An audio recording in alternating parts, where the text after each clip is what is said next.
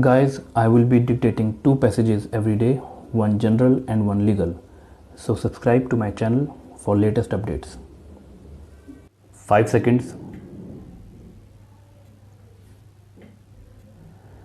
Mr. Chairman, sir, the Government of India is pursuing the new liberal economic policy since 1991. Because of this new liberal economic policy, many of the public sector undertakings have fallen sick and referred to the BIFR. One such central public sector undertaking is the Hindustan Cables Limited. It has 3 units, one in West Bengal, another in Naini near Allahabad in Uttar Pradesh, and the third one is in Hyderabad. The Hindustan Cables Limited used to earn profit up to 1993. Because of the new liberal economic policy which the Government of India is pursuing, many small units have come up. We have opened the door of imports. Import of cable was started and the Hindustan Cables Limited has become sick. Since 2002, there has not been any production in any unit of the Hindustan Cables Limited.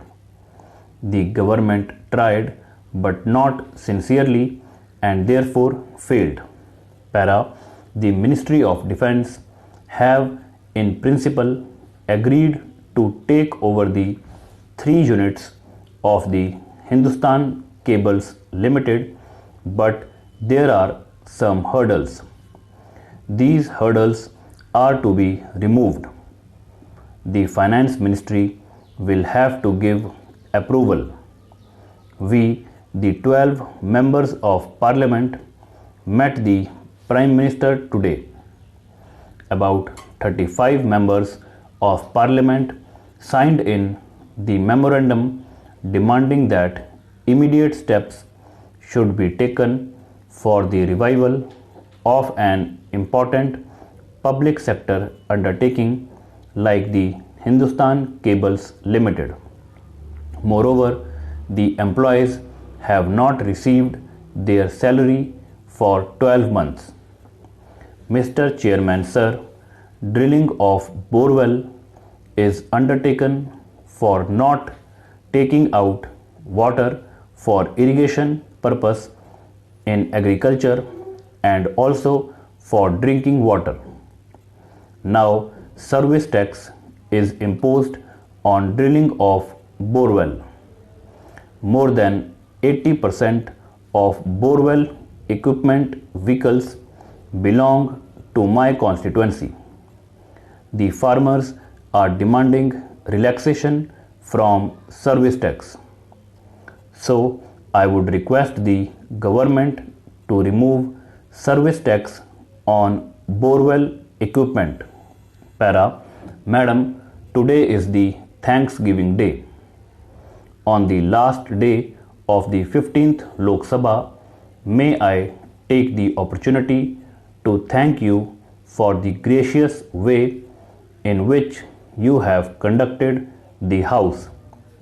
Your grace, your dignity, your poise, and your equanimity in very adverse circumstances have caused admiration among all and sundry. Earlier this week, I was finding the usual smile missing from your face. You were obviously worried and anxious. I am happy to see that on the last day that trademark smile has returned to your face. We thank you.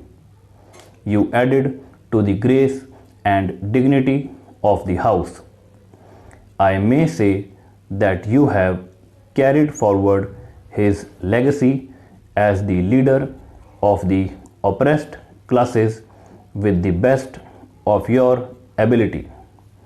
We are one of those people who had the opportunity to sit both in the treasury benches till our leader Kumari Mamta Banerjee decided to withdraw, and thereafter in the opposition benches. In the same Lok Sabha, we have occupied both the benches. When I met the Prime Minister in the corridors of Parliament after my first speech in the opposition, he told me, "You have spoken well, but please do not be harsh to the people." I regret if harsh words have hurt anybody, but in the spirit of opposition, sometimes maybe we use wrong words. This must be our mistake, which I regret. As everybody has said, none of us knows as to who will come back in the Lok Sabha. It is up to the people of the country. But having seen the Lok Sabha for 5 years, I do feel that the members of the Lok Sabha will have to consider how to make the functioning of the Parliament more efficacious. If people look at the functioning of the Parliament, days together are wasted because of what we do. People feel disappointed. Maybe we have not been able to fulfill our task. I am sure that the posterity will judge us in a kinder light, and I hope that the future will be bright.